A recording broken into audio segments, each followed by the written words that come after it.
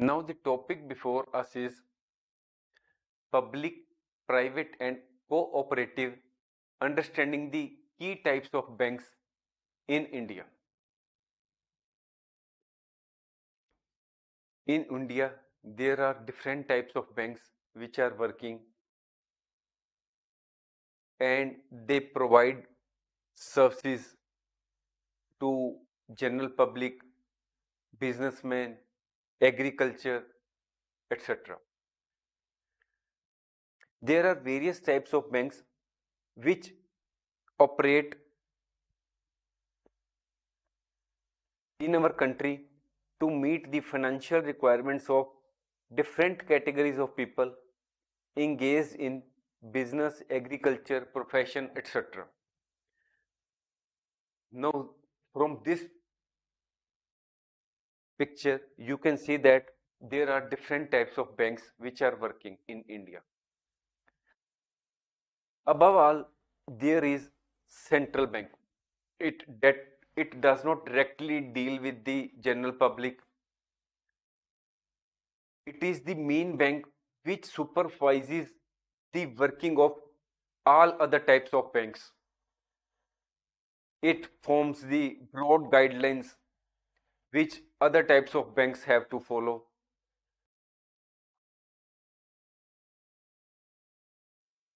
There, the other types of banks are commercial banks. Commercial banks are further of four types: public sector, private sector, regional rural bank, foreign banks. Then there are cooperative banks, specialized banks, small finance banks, and payment banks. We will have an overview of each of these one by one. First is central bank.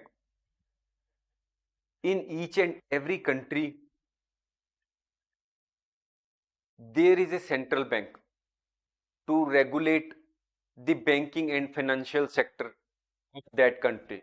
In India, we have Reserve Bank of India, which supervises the working of the banking and financial system in our country. Reserve Bank of India or the central bank manages the country's foreign exchange reserves. There is only one central bank in the country.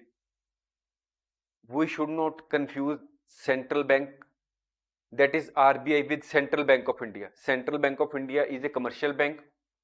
Here we are talking about only central bank.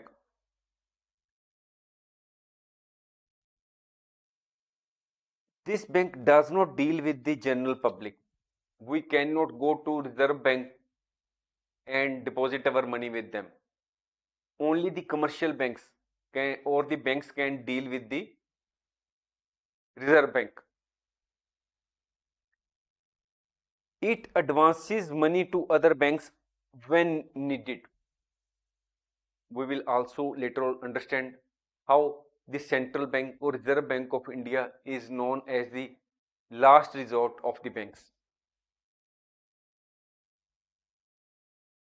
Now, commercial banks. These are the financial institutions which serve as the backbone of the modern banking system. Why they are called the backbone?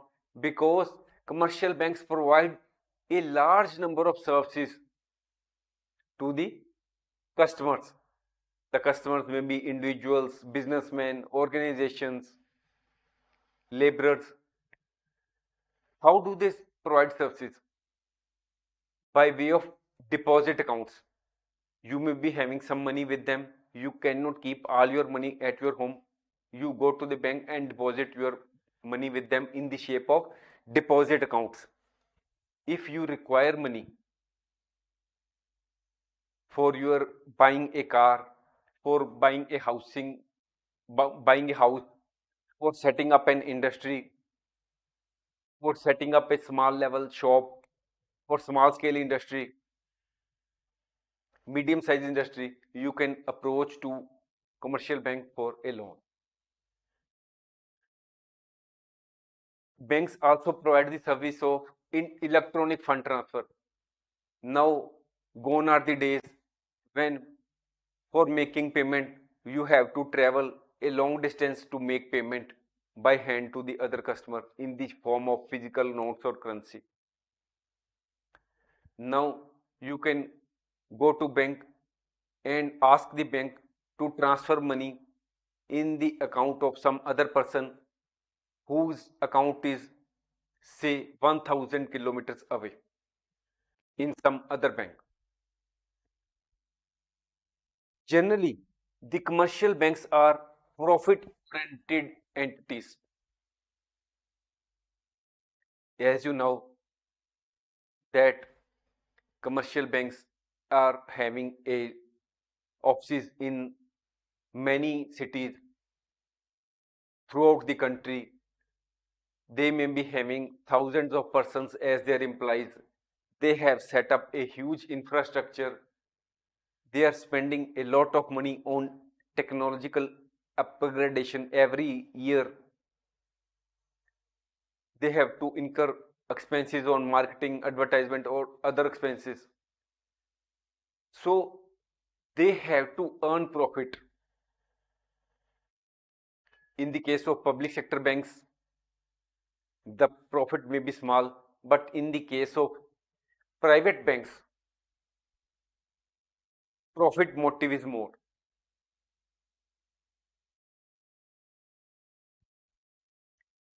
The services of the commercial banks are very important for the functioning of an economy. If we see a large number of organizations go through their balance sheets or and other account financial records of the big organizations, you will find that they have taken loans from the banks to run their operations.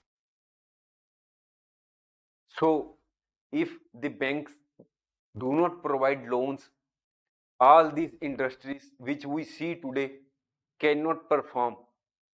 There will not be any economic development in any country. In India, the commercial banks are governed by Banking Regulation Act 1949 on the basis of ownership. Who is the owner of commercial banks? We can broadly divide commercial banks into four types: public sector banks, private sector banks, regional rural banks, and foreign banks. Now we will have an overview of each of these four types. First is public sector banks. These banks are those banks where majority stake is held by the government of India. Majority stake means they are the government of India is having say more than 51% shares with them. They are having the full powers to run these banks through Ministry of Finance.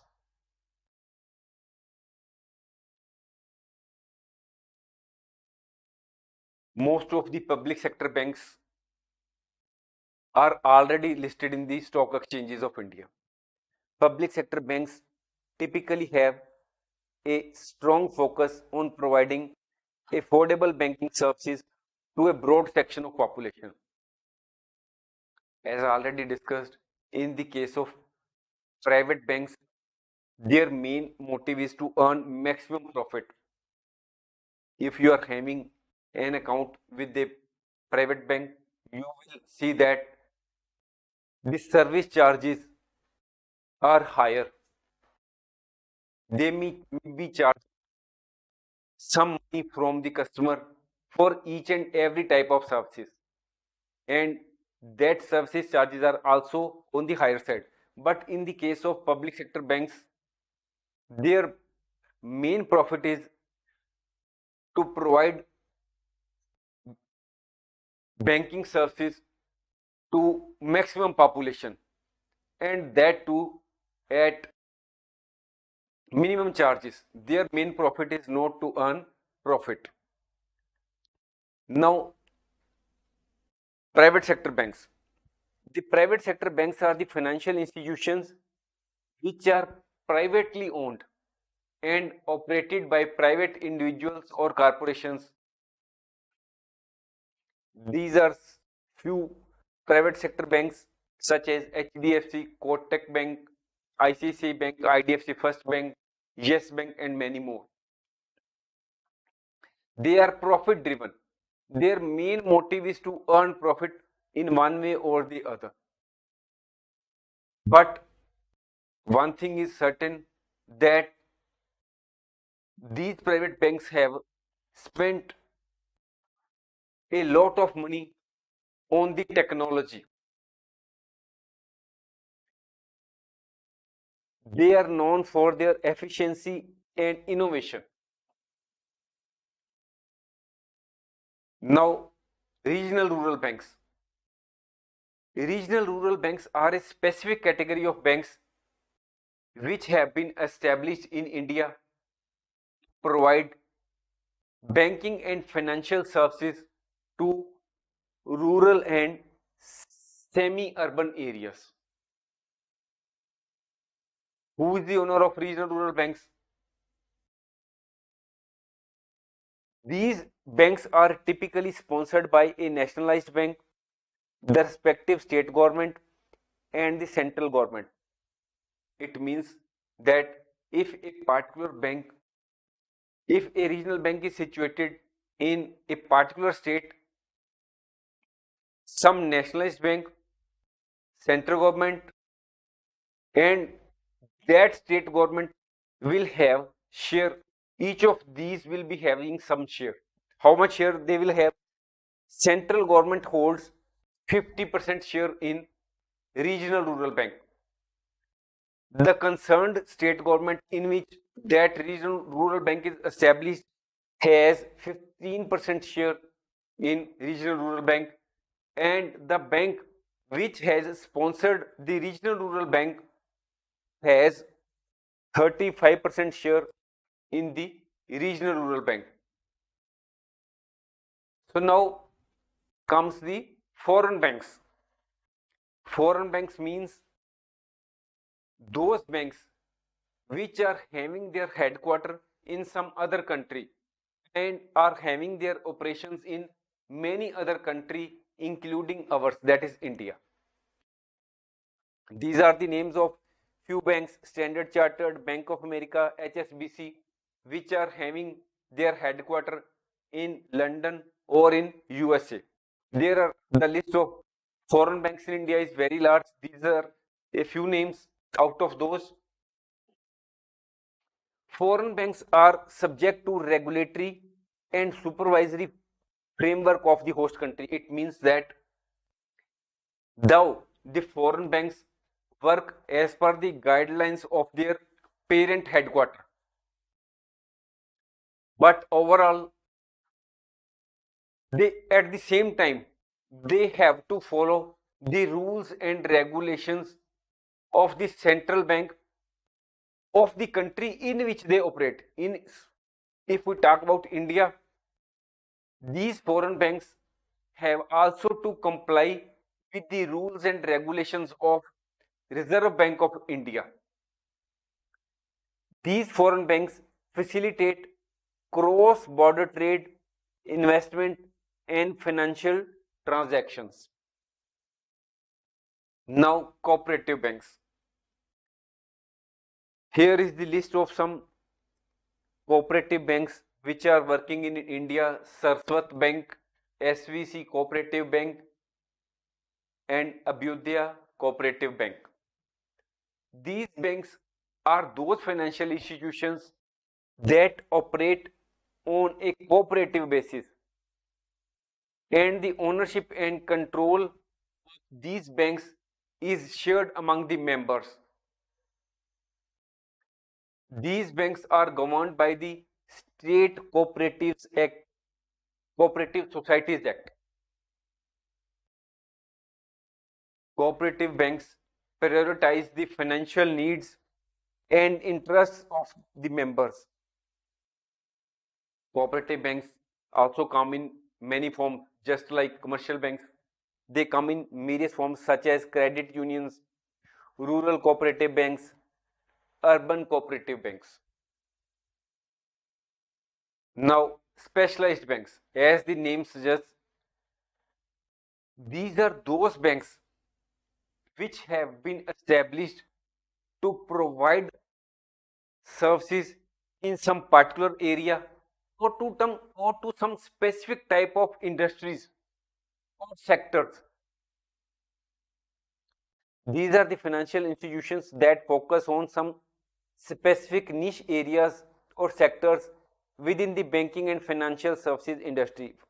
For example, development banks. Development banks such as IFCI, state financial corporations. These are the development banks which have been established to promote economic development in specific sectors or regions. Export Import Bank is also a specialized bank which facilitates international trade. Its main focus is to help the exporters. If we talk about SIDB, Small Industries Development Bank of India, its main purpose is to provide banking services to small scale industries. In the case of NABARD, National Agriculture Bank for Rural Development, their main purpose is to provide services to agricultural and rural sectors. Now, small finance banks.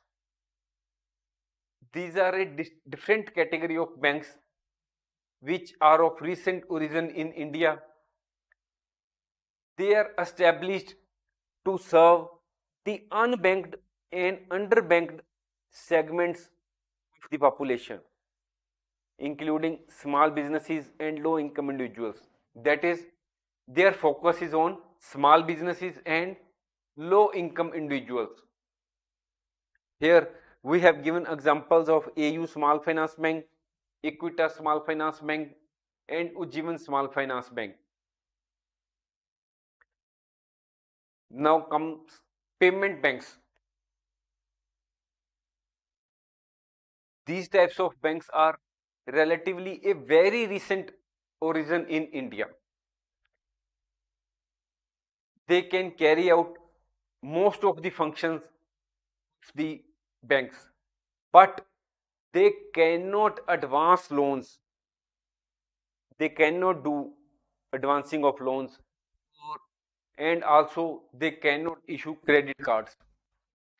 They can simply accept demand deposits, that is saving account and current accounts, but not time deposits. As already told, time deposits are of two types, fixed deposit and recurring. They cannot accept fixed deposit or recurring deposit. These types of banks rely heavily on digital and mobile technology to deliver their services.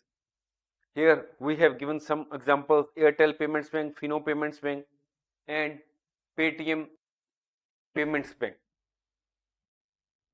Bad bank. Government of India is taking steps to set up bad bank in India. Bad bank is that bank where we cannot go to deposit our money and they will issue us loan to some other or to some other persons. They will not deal with deposit or issuing of loans. They will deal with non-performing assets of the banks, that is NPAs. Government of India is in the process of setting up a bad bank in India, and that bad bank will be called National Asset Reconstruction Limited. Bad bank will not involve in lending or taking deposits like traditional banks. It will buy bad loans, that is NPAs, from the banks so that their balance sheet is clean. The categorization of banks can differ from country to country, and some banks may fit into multiple categories based on their operations and services. Now, the topic before us is from savings to loans, a close look at the core functions of commercial banks. As a layman, we know only two, three functions of the commercial banks. That is, we go to bank and deposit our money with them, and in case of requirement, we can withdraw money from our banks. We also know that banks provide loans to the customers for buying houses, cars, vehicle loan, education loan, or setting up industries, etc. But banks do not provide only these two, three functions, that is accepting deposit or giving loans. They provide a lot of other services also. They have other functions to perform also. Now we will have an overview of various types of functions which the commercial banks have to perform. Commercial banks are the financial institutions that provide a wide range of services to their customers. The customers may be individuals, businessmen, other organizations, laborers, agriculturers. Their functions are many, and these functions can be categorized into several key areas. First is accepting deposits. Commercial banks accept various types of deposits from their customers. Why do we go to bank to deposit our money with them? We go to bank to deposit our money with them so that the thieves may not rob us of the same. In case of certain deposits such as saving deposits, fixed deposit, and recurring deposit, we also earn interest. And in the case of saving deposit and current account, we can withdraw our money at any time. So main function is commercial banks accept various types of deposits from the public, and these deposits can be saving deposit, recurring deposit, current deposit, and fixed deposit. Commercial banks do not keep the deposits of the public with them. They give that amount on loan to other customers. If they keep all their amount with them, how will they incur the expenditure which they may have to incur on renting of buildings? They may have to pay rents, they may have to pay salary of large number of employees, they will have to incur lot of expenses on the infrastructure, they will regularly have to upgrade their technology. So they keep some amount, that is reserve ratio, with them, and balance amount is given to other customers as loans. The loan is given at a higher rate of interest as compared to the interest which they pay on deposits. So the difference is profit. The banks give various types of loans which can be home loan, business loan, vehicle loan, personal loan, and many more. The list is endless because new and new types of loans are being devised by the banks so that they can tap the maximum public.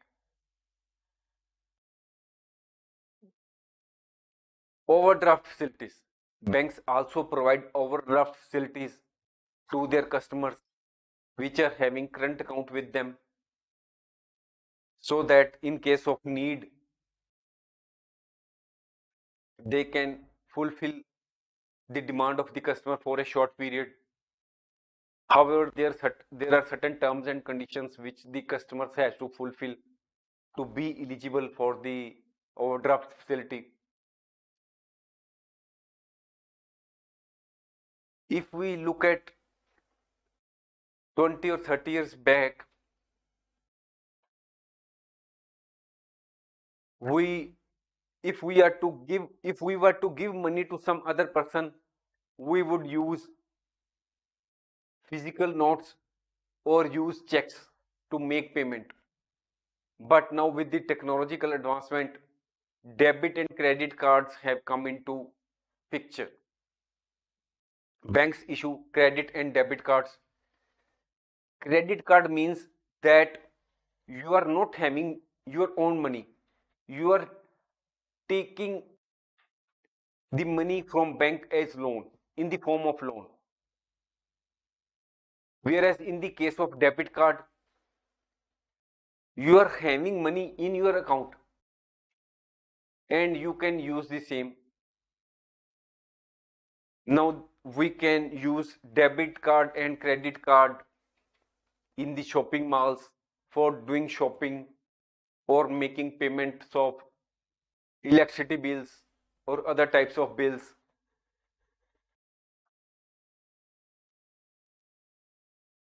Banks also provide trade finance facility.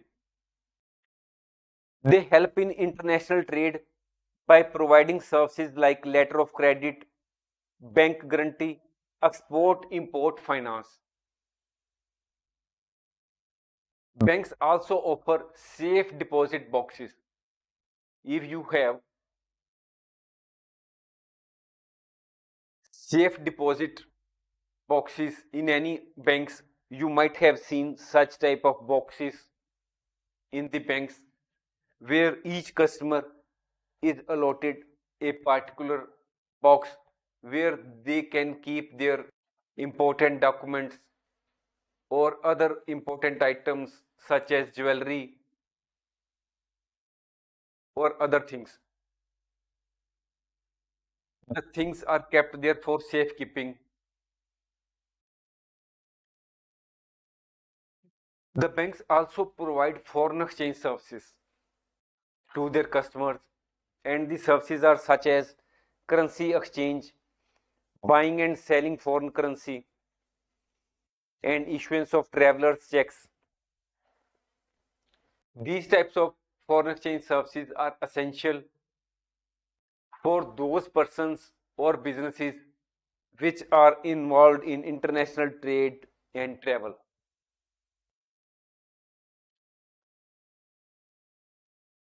If you are having a lot of wealth, that is, you are a high net worth individual, the banks also provide you investment and wealth management services.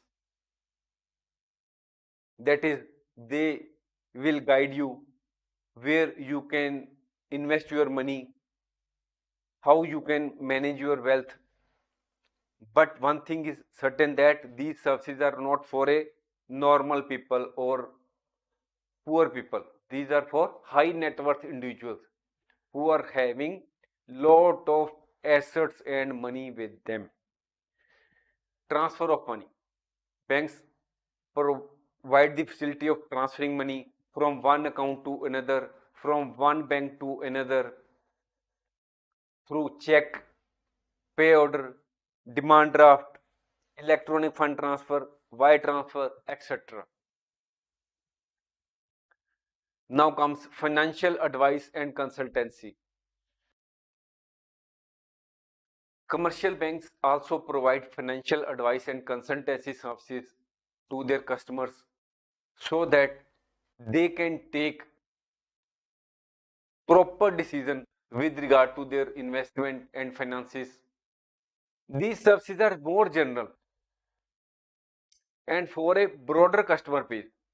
That is, this is not for a high net worth individuals. These are for normal customers. In these days, the banks have started the services of mutual funds, demat accounts, etc., and insurance facility. These types of services are also being now provided by the banks so that they can provide services to the large number of customers and earn maximum profit by venturing into different fields, related fields, online and mobile banking. Gone are the days when we used to go to banks for each and every minor work. Now we can check our account balance, we can download our bank statement, we can make payment of our electricity bill, we can do online shopping with the help of online and mobile banking. Banks also provide escrow services. What is the meaning of that? Banks acts as intermediaries in escrow arrangements, holding funds or assets until the specified conditions or terms of an agreement are met. You can clearly understand the same with the help of a picture or a diagram. Suppose there is a person who is a buyer who wants to purchase something from other person's seller, but both these two persons, buyer and seller, do not know each other. They do not trust each other. One may be sitting in one side of the country and other may be in other side of the country or in some other foreign country. So here both buyer and seller want to do trade. One person wants to sell and other wants to buy, but they do not know each other. So in that case, the buyer deposits the amount of the agreement. That is, if he wants to purchase, say, some particular item for, say, $1 million. So the buyer will pay $1 million to the banks, which will be placed in the escrow account,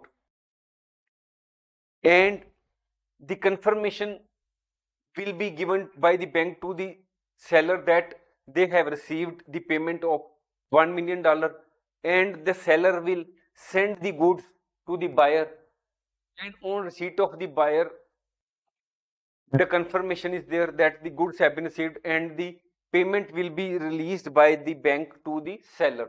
So this is a type of intermediary which the bank performs. Naturally the banks will charge a fees for such type of services. Loan syndication. It may happen that some organization may demand millions of dollars as loan, and a single bank, commercial bank, may not be interested to provide such a big loan to a single client, because it will increase the chances of risk for a particular bank. Otherwise also, a single bank may not be in a position to provide such a big loan to a single client.